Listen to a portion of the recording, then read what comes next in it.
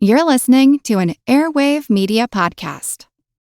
Welcome to From Beneath the Hollywood Sign. If you love old movies, Hollywood history, or the golden age of filmmaking, you've come to the right place. This is the podcast that talks about amazing stories of Tinseltown from another era and fascinating conversations with writer-producer Steve Cubine and actress-writer Nan McNamara. So, Steve, did Ava Gardner and Howard Hughes have a good relationship? Well, they did until he dislocated her jaw. What? Well, don't worry. She hit him back with an ashtray. From Beneath the Hollywood Sign is the gin joint for you.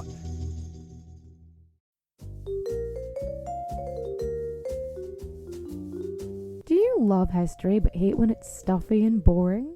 Well, look no further and join me, Katie Charlwood, your friendly neighbourhood social scientist and reader of books, as I delve into unsolved historical mysteries, murders by gaslight, and of course, women who have been misrepresented through all time. On Who Did What Now, the history podcast that's not your history class. Listen wherever you get your podcasts. Recorded in Chicago, Illinois, with your hosts, Ken, Matt, Neal, and Jeff. This is Triviality.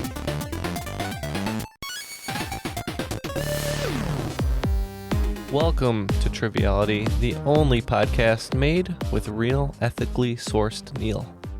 Nice to see you, Neal. How you doing? Good to see you too. I'm moist and I've been massaged with different essential oils, so I could be ready for today. Jeff, how you Smells doing? of patchouli. No, I smell patchouli. Oh, it's you. I smell of lavender. Oh, Do you smell of lavender? Not today. What do we smell of for real? I smell. I do of, have sort of a herbal patchouli sort of vibe going on. I smell of Arctic Rush speed stick. Since Okay. people really care, What do you think? I have a vaguely woodsy vibe. A Generally, woodsy vibe? sandalwood, cedar. There's one thing about you. It's always that you're very woodsy. But now we're in the studio, so it just smells like ass. It does, yeah. The sweat lodge. But You failed to say hello to our fine audience. So hello, hello, audience. fine audience. Yes. Oh, and Matt, what does Matt smell like? Matt smells like hog because he's actually working in a barn right now. He is. So hopefully he'll be able to wash that off, or maybe he likes it. I don't know. Neal, congratulations are in order Thank you. because your book's out. Yep. The book just came out recently. But more importantly, you just got married. I did just get married. Yes. Thank you very much. Congratulations. Thank you. You, Jeff, and Matt were there to see it all happen, so it wasn't like I was lying. It actually did happen. Yeah. I should hope so. You and Colleen have been together for like 5,000 years. 14 years? 14 years, 14 yeah. years, Yeah, we yeah. got, for anyone who cares, we got married in a vintage movie theater, which was fun. It was movie-themed, movie Broadway-themed. It was Who could guess? very, very themed, but it was also very appropriate for the Very two of them. classy, So, very nice ceremony, Thank you. reception, all around classy evening. Thank you. And we have some classy guests today. classic. We do have as well. some very classy guests today. The first of which is coming to us from Lancaster, Pennsylvania. He is an Oakland 5 supporter on Patreon. Joe Piehler. How are you, Joe? Doing great, guys. How are you doing? Doing wonderful. Thank you for joining us today. The audience at home won't be able to see this, but before we started recording, we noticed you had a really nice forest background behind you that is a physical background. It's not a Zoom special background or anything like that, so we love the commitment to the bit here. But Yeah, he's in a forest for this recording. he is. So he's a man of nature, really. So tell us a little bit about yourself. Sure. My name's Joe Piehler. I live in Lancaster, Pennsylvania, but I'm originally from Rochester, New York. I am a supply chain consultant. I work mostly with hospitals, health networks. I help design getting the supplies in and out efficiently. Travel a lot for work, so your guys' podcast definitely helps fill the travel hours. I'm also a big poker Awesome. player, and I try to play as often as I can, live and online. Love trivia, so I'm happy to be here. Thanks for having me. Well, great. As we turn over the flop or the hand, are those the terms, Ken? The river. I usually drown in the river. Yeah. Are we doing poker? Well, maybe. I don't know anything about Texas Hold'em. I just try to keep the Hold'em going. But Joe, you wanted, just like your job, an efficient partner, someone who is going to get it done, and you chose Ken today. But Ken, you decided what your team name was going to be today and sort of a theme for today. Yeah, so since we were all at your wedding and there was a lot of mention of romantic comedies, we're going to go with 27 guesses. 27 guesses based off the Katherine Heigl, James Marsden movie. Knocked Up. 20, knocked Up. 27 dresses. 27 How dare dresses. you? That is clearly the Judy Greer Judy Greer, yeah. and Judy Malin Greer vehicle? Ackerman. Malin Ackerman, yep. Are they in that? Yeah. Ed Burns is also in it, yeah. The only reason I do that is because of the supercut at Neal's wedding. So. Yeah, it's a great movie. Jeff, you chose our team name today. We're going to be partnering today since Matt isn't here. And what did you go with? Yeah, we're going to do how to lose a quiz in 10 ways. All right. We'll find out. Yeah, we definitely will find out. But we need a host. And coming to meet cute us all the way to the beginning of today's game from Colorado Springs, a new resident over there to join the wonderful football program at Colorado University with Deion Sanders here, music teacher. Is Alex. How are you, Alex? Hey, I'm doing good. Thank you for joining us today. You talked about being a music teacher, which is great. We have just such love for all of our music teachers. So tell us a little bit more about yourself and what you're doing in Colorado Springs. Yeah, sure. My name is Alexander Javizian. I just moved here from the Fort Lauderdale area. And as you mentioned, I'm a music teacher. I've been teaching this is my 7th year.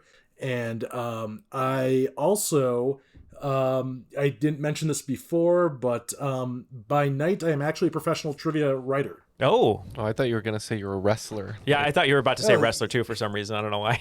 He's a professional trivia wrestler? Because our other teacher wrestler friend. Yeah, Bill Begeman, yeah. Yeah, that too. But no, I write for 2 companies. One my friend Justin owns. They're actually hosting trivia tonight in Boca Raton, Florida, at the Irishman. If any of you are big trivia fans and live trivia and want to go out and support him, it's totally awesome. It's always a great scene there. We call it Einstein Trivia, and then I write for a nationwide company called Trivia Lab. Oh, nice. As well. And your friend who works at the Irishman, does everyone who enter the bar get de-aged? Oh, they totally do. Okay. Well, that's good to know. That's incentive to go there. After a few drinks, yeah. That's the only reason you'd get me in Boca Raton. Well, I'm just kidding. Well, I'm just dying to get to this game. So how about we get the rules? The rules of the game are simple. 20 questions split into 2 rounds worth 10 points apiece. At halftime, there'll be a special swing round designed by this week's host. After regulation, players will enter the final round with the points that they've accumulated and will have a chance to wager 0 to 30 points on 5 categorized questions. At the end of the game, someone will be named the cream of the crop. Cream of the crop. Well, we just heard the rules, so let's throw it back to Alex, and let's have 27 guesses versus how to lose a quiz in 10 ways. All right, let's rock and roll here. Question number 1 is literature. The title of what 1990 collection of short stories refers to the following items?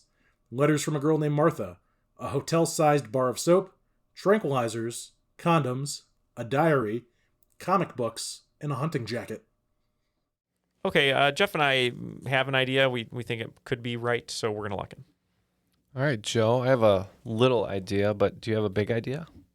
I don't have a big idea. The one thing I'm thinking of, there was that comic story about the guy with he asked for no bar of soap because he brought his own soap, and they ended up bringing him more soap. And there was I wasn't sure if that was part of the story, but I've never heard that one. I don't have much. Okay. I recall there was a movie quite a few years ago. I think it's called something like What We Lost in the Fire or Things We Lost in the Fire. And just since it's a list of items, maybe that would be a good way to go. That makes sense. I like it.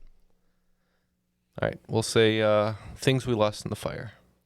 That's a great guess. We thought it was a Stephen King collection of short stories. Shawshank Redemption was in one of those. Stand By Me, I believe, was just called The Body. But we could not think of the title of the short story collection, so we just said Stephen King's Cabinet of Curiosities. All right. Yeah, I guess this is 10 points to nobody here, but this is, maybe I would point you in the right direction if I told you this was about the Vietnam War. This was by Tim O'Brien. The short stories, the anthology was called The Things They Carried. The Things They Carried. Yeah, crap. Yeah, those were the titular things that they carried. Gotcha. All right, moving on to question number 2, business. Founded in Seattle in 1938, REI is a consumers cooperative that sells products for hiking, camping, and other outdoor hobbies. What does REI stand for? Oh, no. I thought you'd have this. Well, I'm a customer. My only thought is Recreational Equipment International. Not sure if that lines Yeah, up. I mean that's a decent guess, so I'd be down with it. We had a very similar guess. I think it's not international. We said Recreational Equipment Incorporated, so it might be a coin toss here. Yeah, I'm so glad I don't have my camera working because my poker face was awful here when you said international, but it is Recreational Equipment Incorporated. I just had recreational, so. Moving on to question number 3, sports. If a boxer stands with his left foot in front of him and right foot behind him, they're standing in what 8-letter stance, whose name is more commonly associated with religion rather than fighting? We can lock in here. Okay, so we're left foot is in front, right foot behind. Southpaw. So southpaw is also 8 letters, but that would be the other way. Yeah. So religion rather than fighting. What 8-letter word? Tabernacle. I have no idea. All I'm thinking of is the Philly shell that Ken was talking about. That doesn't help us. I have no idea. I mean, it's completely wrong, but we could just say Southpaw, starring Jake Gyllenhaal, if you want. Sure. Okay. Joe, I believe this would be orthodox. Works for me. I was actually on Southpaw, so I'm good with going orthodox. Yeah, you nailed that one right on the head. It is orthodox. So the other way to stand would be unorthodox, which would make sense. What's the one we always make fun of, like in the skating games and the Goofy? Yeah, Goofy, yeah. There's regular and goofy. Regular and goofy. Well, there's also which foot you push with, the front foot or the back foot. Okay. That's another thing. And it's if it's the front foot that you're pushing with, it's called Mongo. Okay. Which is pretty wild. So you could be But Goofy Mongo. my friend growing up was Goofy Mongo, and it was the strangest thing I've ever seen. That's funny. It's like the complete opposite of what a normal skate position looks like. Yeah. Moving on to question number 4, film. What actor made a brief cameo as a music producer, Ray Foster, in the film Bohemian Rhapsody? In a rather apropos moment, Foster says that the titular song is not one that, quote, teenagers can crank up the volume in their cars and bang their heads to. Joe, any initial thoughts here? Well, it's taking me to Wayne's World, so I'd assume it's You know what? someone from there. Mike Myers? Yeah, now that you say that, I'm pretty sure I remember in the movie it was Mike I thought Myers. he was in and, that. and some makeup, I think. But Okay. yeah, I think it's Mike Yeah, Myers. let's go with that. Yeah, Jeff wrote down Haddonfield on my paper, and I said, oh, Mike Myers. So we locked in. Yep, you were correct. It was Mike Myers. I did get a few playtesters that had it said it was like a coin flip between him and Dana Carvey, but they went with the right one. Oh, yeah, Mike Myers loves playing a British person because his family is from the He UK. loves a quick cameo, too. Oh, yeah, loves a quick cameo. Oh, yes. Come get a donut. I mean, you just want to basically get in, get described out. Glorious Bastards right there. Mm-hmm. Yeah, Glorious Bastards, yep. Question number 5, history. The songs Davidian by Machine Head, Amen by Sepultura, and Lone Star Song by Grant Lee Buffalo are all inspired by an event that took place 13 miles outside what U.S. city? All right. Well, what I can tell you about some of these bands is Machine Head, pretty heavy. Sepultura, pretty heavy. Grant Lee Buffalo, don't know. But I'm seeing some Texas themes as well. Yeah, I saw Lone Star. That was taking me down to Texas. Should we just pick a city in Texas? Based on Davidian, I would say maybe it's Waco, Texas. Is that for the branch Davidian? Mm-hmm. Yeah, we agree. We said Waco, Texas. Yeah, the good thing about this question is you don't need to know the songs or the bands to get there, but they all point to the standoff at Waco, Texas. Speaking of a standoff, after 5 questions, we're tied at 30. Very nice. Question number 6, television. Amazon seems to hold a monopoly on TV shows dealing with the topic of what would it be like if superheroes were real, but we didn't romanticize it the same way Marvel and DC does. But what actor and comedian has served as the executive producer of Invincible, The Boys for 2 episodes, and its spin-off Diabolical? He also appeared as himself in a few episodes of The Boys and voiced an alien on Invincible. I think we can lock in here unless you have a thought. On this one, yeah, go for it. Do you know this one, Jeff? I do not offhand. So I believe The Boys is produced by a company run by Evan Goldberg, and who's a writer, but his best friend is the head of the company, which is Seth Rogen. So I think it's Seth Rogen. Didn't he have a hand in Preacher too? Yeah, they created Preacher, yep. Yeah. Mm-hmm. So we also said Seth Rogen. Yes, this is Seth Rogen. Yeah, sorry. Just waiting for it. Alex is waiting for it too, I think. Moving on to question number 7. Art. Depicting 4 people in a diner on a dimly lit street, Nighthawks is the iconic painting on display at the Art Institute of Chicago by what American painter? We are locked in. Good thing it's Colleen's favorite artist, too. Really? Mm-hmm. He doesn't have a lot else on display. He doesn't. It's all hidden in garages. Or they. No, I think Ken knows it. Yeah.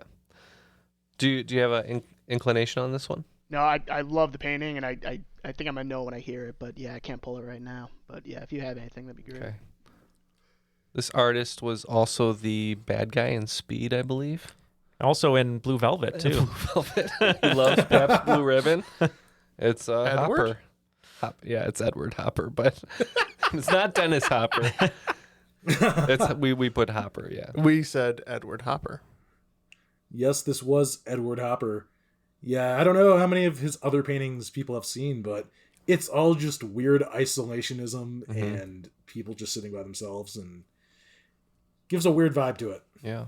Also the bad guy in Bug's Life, I think. Yep. Yeah. Question number 8 is mythology. I want you to complete the following analogy.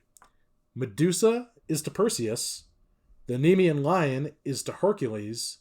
The Minotaur of Crete is to who? All right, what do you know about mythology? Not much. I'm not contributing much here today, but yeah. So remember, I think the Minotaur thing was in the labyrinth, right? Yep. And that was the same myth as Icarus flying out of the labyrinth with the wings, yeah? Yes. So it was Icarus and his dad, his dear old Daedalus. pops. Yeah. So I would go with one of those two. Okay. Daedalus? Yeah, let's go with Daedalus. He was on the next generation of Star Trek, right? We wrote down Pericles, Theseus, and Jason, and Jeff kind of closed his eyes, stuck his finger around, and circled Jason. So we went with Jason. Yeah, so Daedalus, Icarus's father, was the one that constructed the labyrinth that trapped the Minotaur, and I did hear the right name being thrown out. But Crap, is it Theseus and the Minotaur? It was Theseus. Theseus was the one that killed the Minotaur. I had no idea. That's okay. I just picked the only Minotaur legend I could recall, but I'm sure there's more than one. Question number 9, music. In a rather ironic moment, the drummer of what band was arrested in 2014 for attempting to hire a hitman to kill 2 people? It is not known whether or not he was able to negotiate the deal at a below average rate. And for a bonus point, I want you to name the drummer. All right, Jeff and I thought about it, and we have an answer. We think we know the drummer's name as well. All I can think of, Joe, is Dirty Deeds Done Dirt Cheap here. So maybe we should say AC/DC. I was trying to think of an ironic band name, though. Yeah, below average rate. I was thinking Cheap Trick, but I don't know. Dirty Deeds might be the move. Yeah.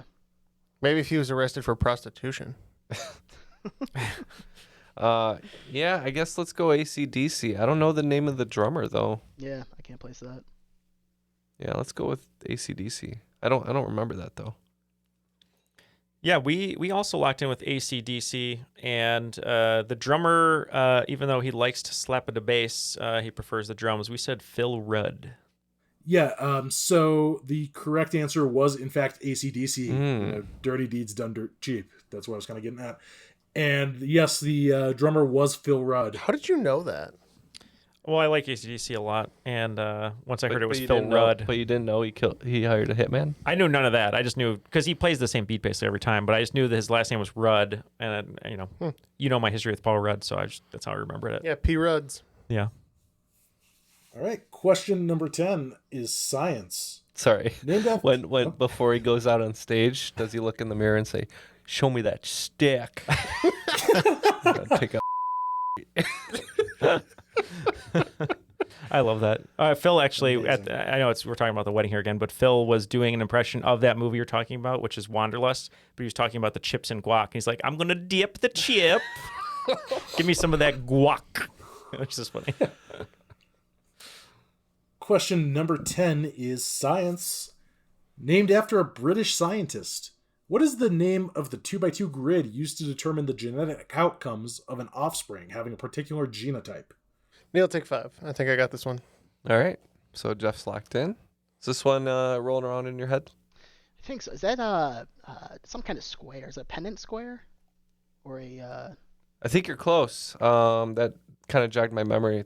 So I do work at a school as well, so I do come across some of this information from time to time to refresh my memory, and I think it's Punnett squares.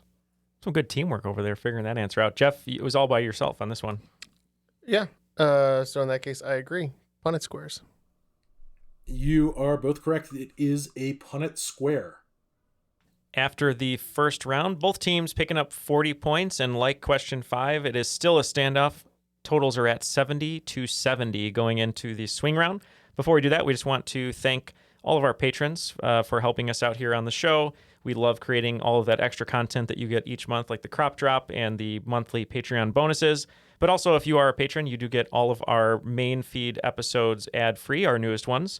And for as little as $5 a month, you get all of those extra bonus audio content into your preferred podcast player. Jeff, we talk about patrons all the time, and what are we doing right now to sort of celebrate patrons with even more trivia that is appearing every week for 24 weeks?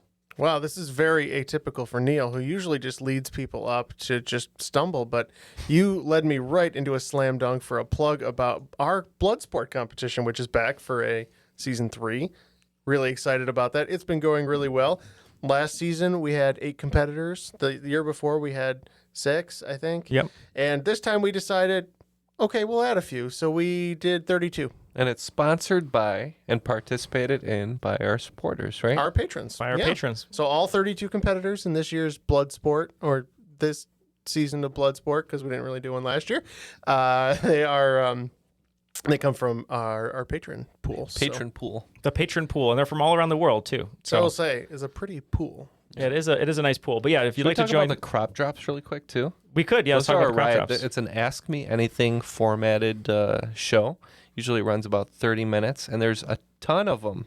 There's you a can lot. Listen to. They're a lot of We've fun. done a lot of them.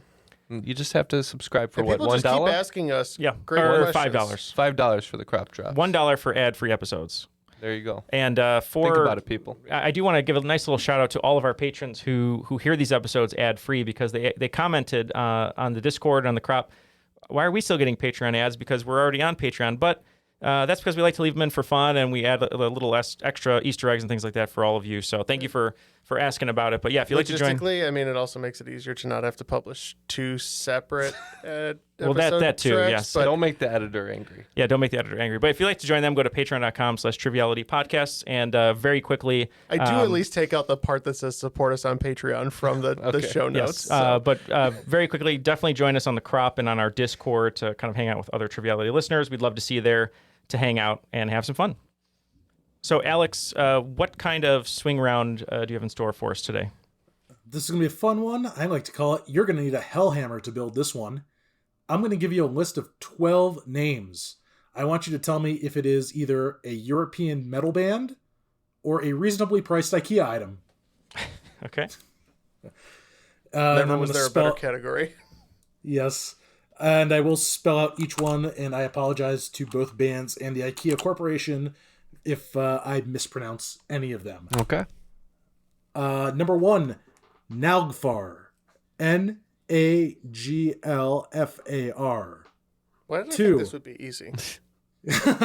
Suger. Tsjuder. Number 3, Vesken. Vesken. Number 4, Ildjarn. Ildjarn. 5, Ulver. Ulver. 6, Drotnar. Drottnar. Number 7, Trolldom. Trolldom. 8, Nort. Nortt. 9, Campfar. Kampfar. 10, Lack. Lack. 11, Varhand. Tvarhand. And number 12, Godmorgon. Morgon. So No malm. no malm. No Billy bookcase. No Billy bookcase. Yeah. Too bad. But we have these. If anybody here speaks Swedish, we might be in big trouble. But here we have our questions. We'll be right back with our answers. Hutchinson, Minnesota had some problems. For the adults of Hutchinson, the problem was the teenagers. They kept sneaking off at night to empty barns where they'd, brace yourself, dance. Who knew what sort of sin and heavy petting and French literature these barn dances might lead to? No, the adults of Hutchinson, Minnesota did not approve. And neither, it seemed, did the devil. One summer night, Satan himself suddenly appeared in the middle of the dance floor, and the debauched teens ran in fear. He showed up at the next dance, too. For a few months, it seemed like you couldn't go to a late-night barn dance in Hutchinson without getting chased out by the devil, pitchfork in tow. Until one night, when a 14-year-old boy had the good sense to shoot him in the chest. At which point the devil was revealed, Scooby-Doo style but bloodier, to be the local Methodist minister, dressed in a costume and flown in from the roof by rope and pulley. This is The Constant, a history of getting things wrong. I'm Mark Chrysler. Every episode, we look at the accidents, mistakes, and bad ideas that helped misshape our world. Find us at constantpodcast.com or wherever you get your podcasts. Everybody shush! William Shatner has something to say. Cat and Jethro, box of oddities. What do you do when the woman you love dies? Well, of course you dig her up and you live with her. Aww. The show examines weird things. There are plenty of old photographs from this time period of children out in the streets playing in and among the dead horse carcasses. Oh, I miss those days. Things used to be so much simpler. Cat and Jethro. Then there's the urine wheel, which sounds like a really bad game show. Thing done weird things. Cat and Jethro, box of oddities. That is really mysterious. Join Cat and Jethro Gilligan Toth for the strange, the bizarre, the unexpected, as they lift the lid and cautiously peer inside the Box of Oddities. The Webby Award-winning Box of Oddities podcast from Airwave Media. We are back from our commercial break, and we have our answers. We both used a strange strategy. What was your strategy? One of our strategies was the way that Alex was pronouncing some of the names, and we thought that if it was different from what was spelled, that maybe it was a band that Alex listened to, and he knew exactly how to pronounce it. Well, we had a hunch on a couple IKEA items, and then we went metal all the way down just to try to hedge the bet. Well, Alex, why don't you take it away? And give us these one by one. We'll tell you what we put. All right, sounds good. So number one was Nalfar. Yeah, we just said IKEA. Metal. This is a Swedish melodic black death band. This was a band. Number two was Suger. We said metal. Yeah, this one we said was a band. We thought it was that strategy we talked about.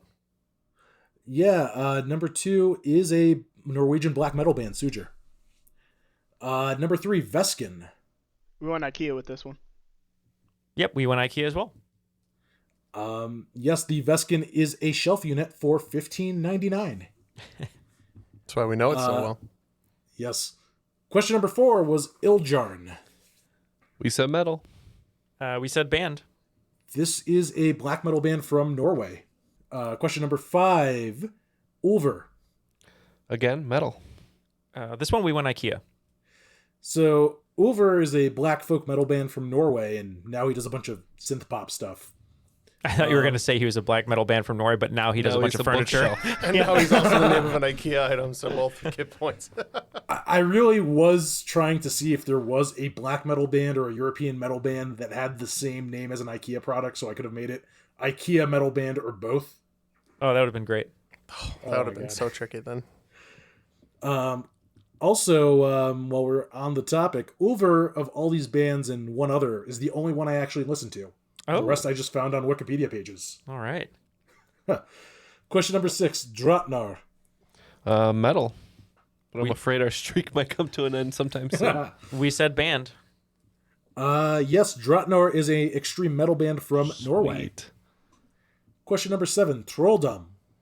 Sticking with metal. We said the same. This is actually a 38 by 38 inch quilted blanket for $24.99. I hope that you were going to say 38 by 38 inch metal band from Norway. It could be.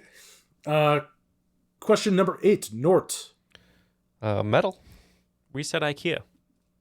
Nort is a funeral doom band from Denmark. Wow. I was hoping it was a funeral. You could tell he's into metal because of all the subgenres he's mentioned. Funeral doom is a subgenre? It is. There was a band called Funeral, and they played doom metal, so any band that kind of imitates them, like death metal with death. Double death. Yes. Look, if you don't know all about mathcore, then Yes. I'm out. Then you don't know nothing. I've got my Dillinger Escape Plan shirt on right now, actually. Oh, that's so good.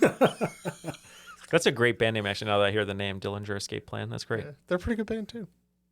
Question number 9, Kampfar. We're going This IKEA is one of the for ones this we one. thought. Oh, Yeah, sorry. IKEA. That's right. I think Kampfar is like close to the founder's name, too, so we guessed IKEA. Kampfar is a metal band from Norway. Question number 10 is Lack, L-A-C-K. This one I was the most positive on being an IKEA item. We said IKEA. Yep, Lack is a 43-inch wall shelf for $24.99. I'm sorry, Neil. Is IKEA boring you? Yeah, when I heard the word lock, it just made me yawn. I don't know why. I think I'm going to start a band called the IKEA Escape Plan. Did you know that there? Do you know the actor Randall Park? He's been in a bunch of stuff from Always Be My Maybe. Yeah, I know. Yeah, famously Jim in that one episode of The Office. Yeah, so if you go on YouTube, before he was famous, him and some other improv actors, they filmed an entire soap opera within IKEA, and no one knew about it. That's funny. And they used all the bedrooms and things like that. So you should check it out. It's pretty funny. I'm hoping IKEA Escape Plan makes it as the title of the show. Okay. Noted. We'll see. We'll see what happens. We'll see what happens with the second half. But number 11, Varhand. Had to go metal.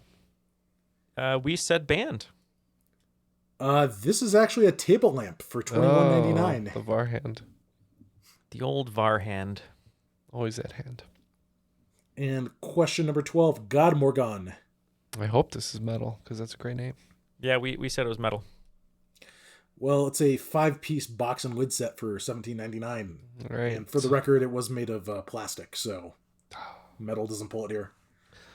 So we fell off a little bit at the end, but we were able to get 8 of those for 40 points, bringing us to 110. We only picked up 25 points there, so our total is 95. So we have a lead change. So it looks like team 27 guesses is in the lead. Sounds good. So question number 1 of the second half is film. Of all of Taron Egerton's roles, one of his most notable was his portrayal of Sir Elton John in the 2019 film Rocket Man. Ironically, this did not mark the first time he performed an Elton John song on the big screen. This was actually done 3 years earlier when he performed I'm Still Standing in what 2016 animated film? We are locked in. There was a lot of like pop songs in Trolls, and Neil was awfully quick on that one. And I know he's been forced to watch. Well, I shouldn't say forced because Justin Timberlake's in it. No, I forced my nieces to watch Trolls. Yeah, okay. So there's definitely force involved. What do you think about this? Yeah, I'm good with Trolls. The other one I was thinking of was I can't remember when Sing came out, but there were a lot of pop songs in that, I think. Just based on Neil's speed, I'm inclined to say Trolls. Yeah, good with that. Well, with two nieces who love animated movies with songs that they get to sing, you should have gone with your partner's gut instinct on that one. We said Sing. Sorry, Joe. Sorry. Yeah, this was in fact Sing. I also wonder if he got the role for Rocket Man because of his performance of I'm Still Standing and Sing. Sure it helped. Rocket Man is very good, actually. I liked it better than Bohemian Rhapsody, which is a hot take, I suppose. But it let Elton John, his true story come out, I suppose. So. Yeah, definitely. Question number 2. Terminology. Leukophobia isn't the fear of leukemia or leukemia patients, but rather the fear of what thing, which is tied to the etymology of the word leukemia. We know part of it, and we have a stupid answer as a result. Maybe it's right, maybe it's funny. Either way, we're going to go with it. Okay. Where's your jumping off point with this one, Joe? I mean, yeah, blood was sort of my first thought with leukemia, but that may be a little too straightforward for the question. Mm-hmm. Okay, yep. So we know it's a blood cancer. I believe that has something to do with bone marrow as well. Yeah, maybe the blood cells are made in the bone marrow, something like that. What about? I was thinking either blood or bone. I like blood. It seems a little straightforward, but I'd say we go with blood. Okay, we'll go with blood. Surprised Ken didn't remember from the wonderful movie Lucas about the origin of leuco, which means white. So we guessed that this was the fear of white people. So close. Go too far. Yeah, go too far. I thought it was funny either way. Well, the reason why I say that is, you're right. It does come from the name leukos, which is actually white in Greek. So it's actually the fear of the color white. Oh. Again, leukemia is tied to the white blood cells. Right. But yeah, leukophobia is the fear of color white. See, this is my. I don't often do well on our shows at trivia. But your strength But my strength would have been stopping Jeff from going that far. Yeah, that's true. I still thought it was funny. It was good. Question number 3: fictional characters. What animated character, whose first on-screen debut was in 1989, was a prisoner of war for 3 years after being caught by the Viet Cong in the Battle of Khe Sanh? He is rarely referred to by his birth name. I can lock this one in actually, Joe. It just occurred to me. Great. This is a tough question. I like it now that I figured it out though. All right, Jeff. So animated character whose first on-screen debut, which I guess could mean TV or movies, was 1989. Prisoner of War. Initially, I was thinking it was a G.I. Joe character, like I can't think of the guy's name right now. The bad guy with the helmet where you can't see his face. Cobra. Yeah. But I think Jeff, your notes were saying that G.I. Joe must have been a lot earlier than 1989. So yeah, I feel like G.I. Joe appeared in the 70s, but maybe it could be an on-screen debut later. That I don't know. I mean, Rambo was a prisoner of war, but that was animated character. Yeah, it's not an animated character. It's too early for Captain Rambo, Planet. the animated series. Right, too early for Captain Planet. Real throat-slitting action. Yeah, but your fingernails are getting peeled right off. Yeah, I don't think Captain Planet was captured by the Viet Cong. I know that for sure. I don't think so either.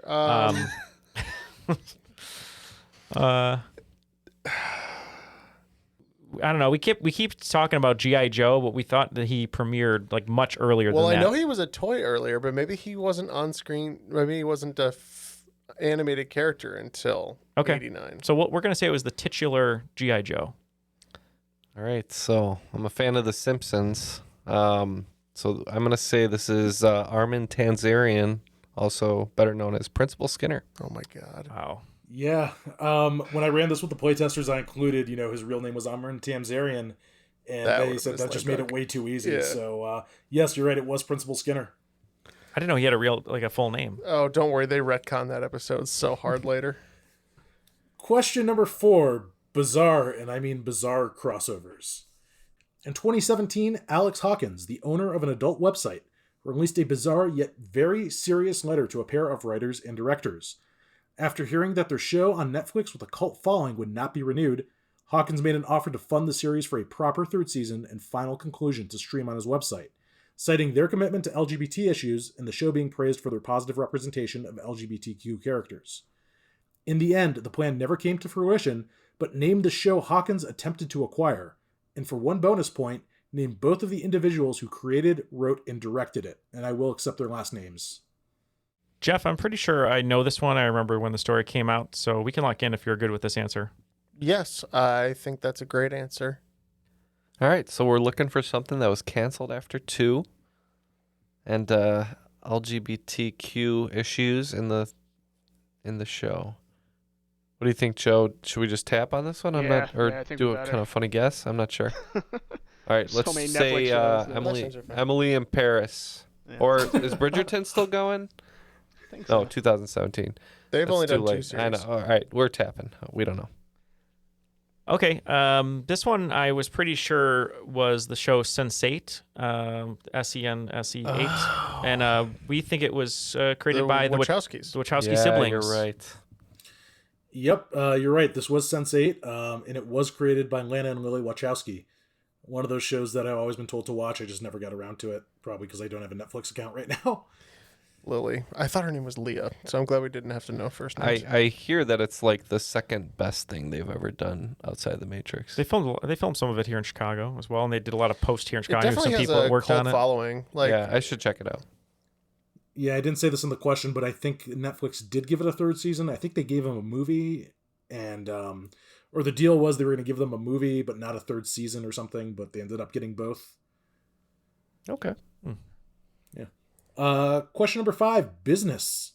Wally the Goose is the mascot for what East Coast company that was founded in 1964? Is that a goose? Can you think of another? I was just trying to. I always. No, that's probably right. We're playing that game where you just only answering questions from Whose Line. Mm-hmm. Yeah. We can go with that. You thought of a goose mascot? Any thoughts here? I cannot think of a goose But maybe mascot our goose is to save my cooked. life here. The only thing that came to my mind was Aflac. I think that is a goose and not a duck in the commercials. Yeah. Okay. And they Or go is it back a to swan? 64? It's not a. It's that I don't know. I have no idea about the history of Aflac.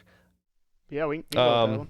That's the only goose I can think of, to be honest. Yeah, let's do it. I think it's a goose, not a duck, right? I'm gonna say it's a goose. We're gonna say Aflac. Yeah, we agree. We said Aflac. Ooh. Hey, Joe, quick question for you. Where are you from again? I'm from Rochester, New York, originally. New York, but where do you live now? I'm in Lancaster, PA. Okay, so you might actually have seen, or you might know this company. It's also in Florida too, and it's one of the things I miss about Florida.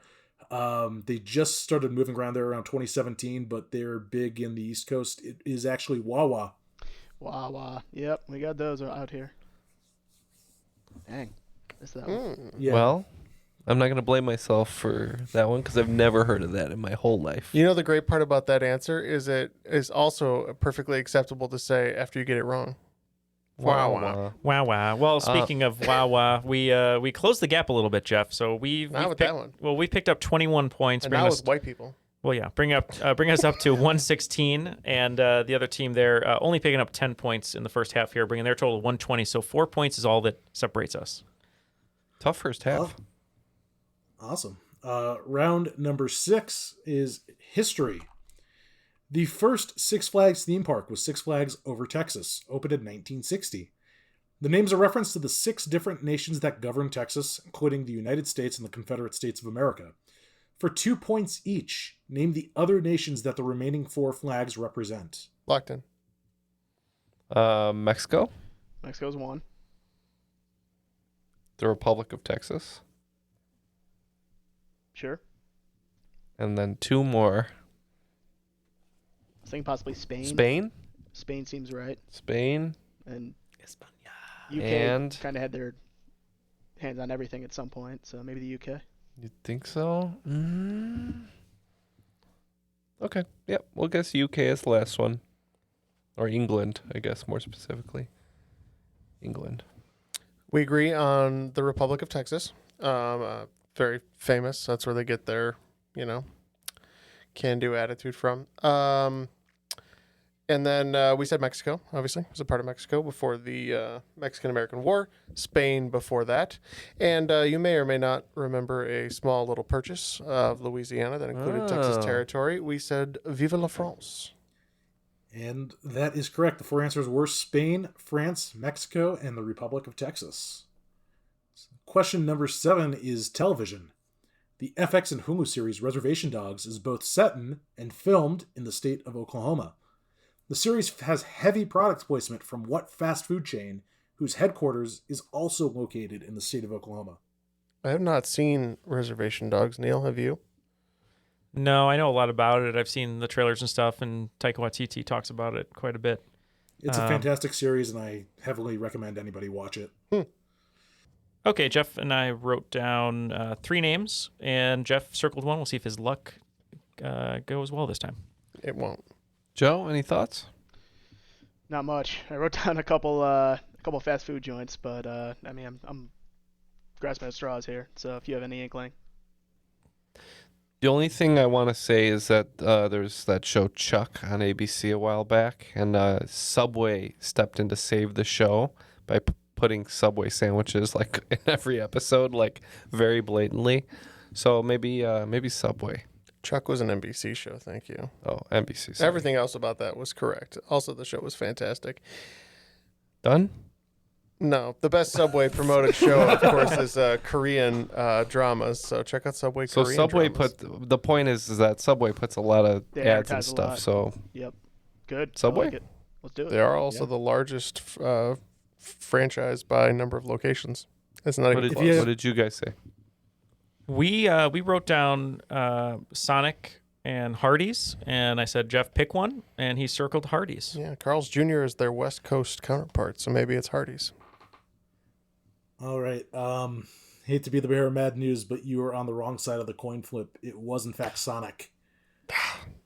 0 for 2 on the coin flips today. That's right. Us too on a few. So that's the way. Again, the like I said, cookie if you haven't crumbles. seen Reservation Dogs, it's definitely an amazing series, and I'm really sad that this is going to be the final season.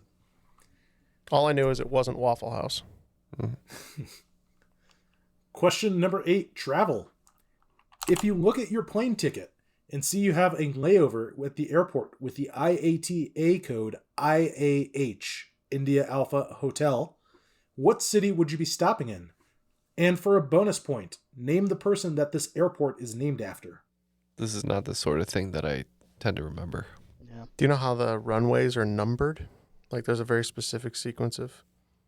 Yeah, that's what I thought.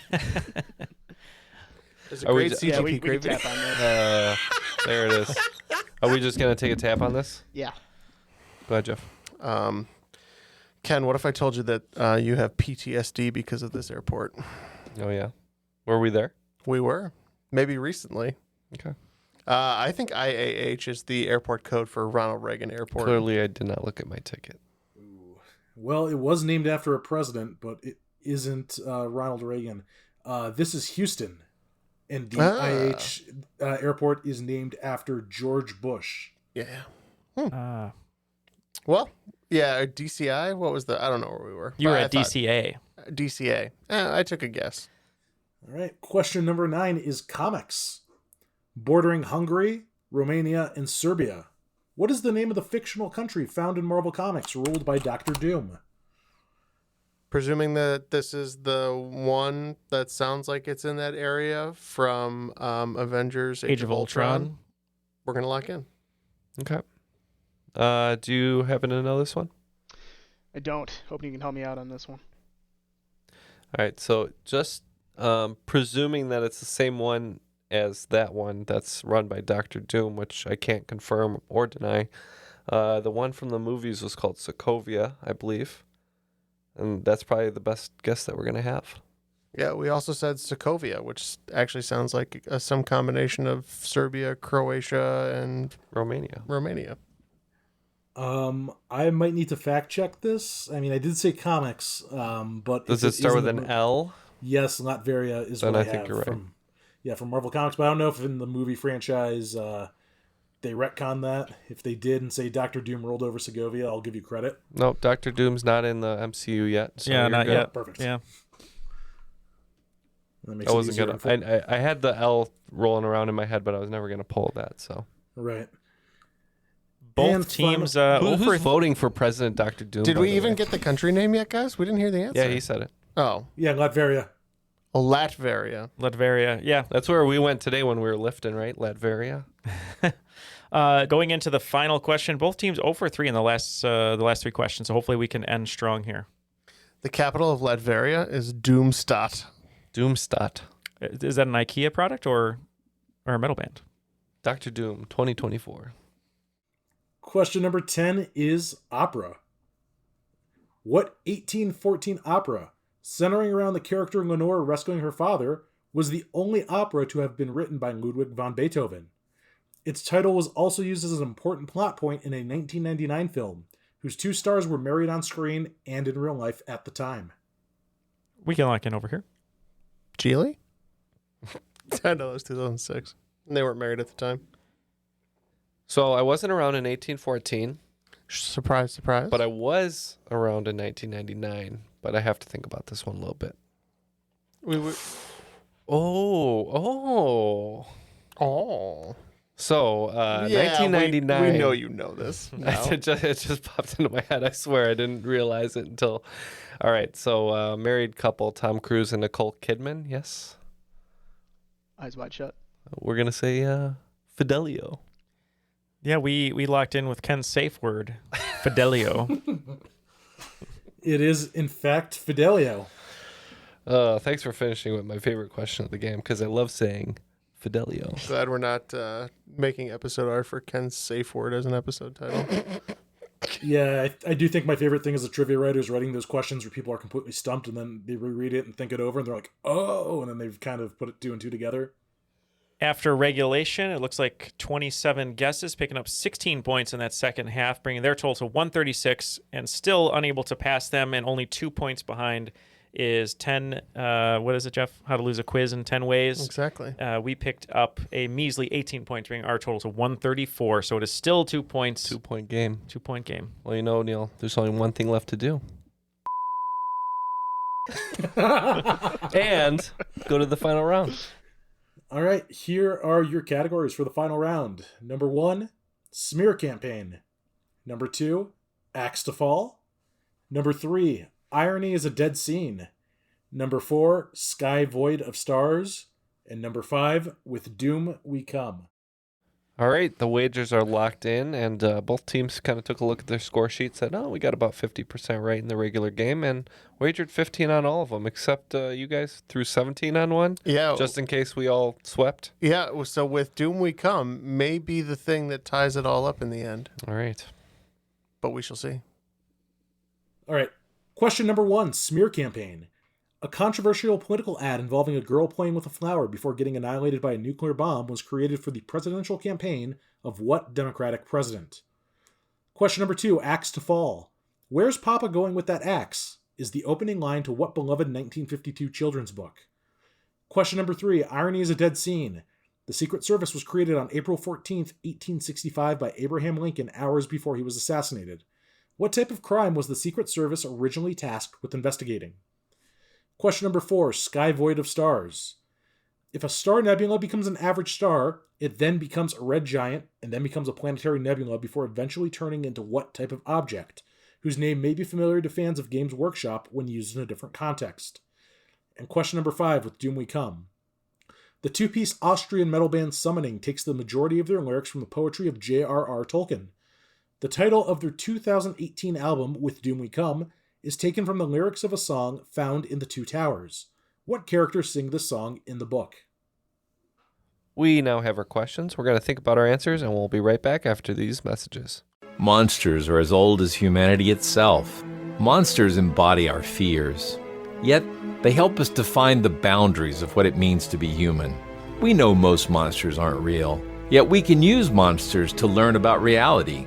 Psychology, biology, folklore, literature, critical thinking. We're on a journey to learn about the world through the lens of monsters. And we hope you'll come along with us. Subscribe at monstertalk.org. Hi everyone, it's Jean Chatzky, host of the Her Money podcast. For 7 years, my show has been changing the relationships women have with money because, make no mistake, when it comes to money, women are different. We face challenges that men don't. Longer lifespans, caregiving, a gender pay gap that just won't quit. Oh, and the fact that the financial industry was built by men for men. We need information specifically for us, presented without jargon in a judgment-free zone. And that's what the Her Money podcast is all about. Every week, we talk about earning more, spending smart, investing to build the life you want, and protecting yourself from disaster. Subscribe to Her Money with Jean Chatzky wherever you get your podcasts, because when you own your money, you own your life.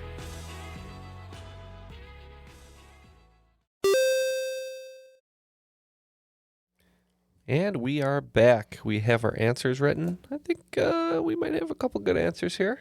You guys? Feeling good? Pretty good. Pretty good? Got a couple. All right, we'll see how it turns out. Again, we did 15s all the way down, and they did 17 on Doom to try to get that tie. So let's see what happens. All right.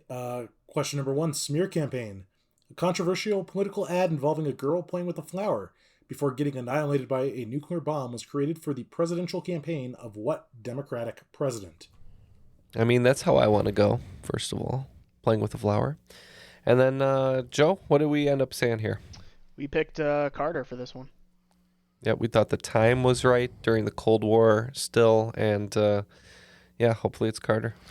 I don't remember exactly kind of what the word verbiage in the ad was, but I can tell you that a vote for Barry Goldwater is basically like killing a little girl, according to LBJ. So, yeah, you're right. I did hear you listing all the Democratic presidents, but we forgot about LBJ. And it was LBJ. It was definitely against Barry Goldwater. So, yep. Question number 2: Axe to Fall. Where's Papa going with that axe? Is the opening line to what beloved 1952 children's book? So I was recalling little tiny pig being born, and then the dad going to kill it right away, and then the spider swooping in to save the day. So we said Charlotte's Web. Yeah, I read the version where the spider stomped on immediately, written by myself because I don't like spiders, but we said Charlotte's Web. It's a crazy fanfic. Very short. Yeah, it wasn't the spider that saved him. It was actually his daughter. It was Charlotte's Web. So the web didn't really matter, ultimately. Question number 3. Irony is a dead scene. The Secret Service was created on April 14th, 1865 by Abraham Lincoln, hours before he was assassinated. What type of crime was the Secret Service originally tasked with investigating? We went with counterfeiting. So did we. We said counterfeiting. To live and die in LA, right, Neil? That's right. Yep. Counterfeiting, specifically money counterfeiting, but I'll give you both points for that. Yep. If you asked for more specificity, we would have said currency. So. Yep.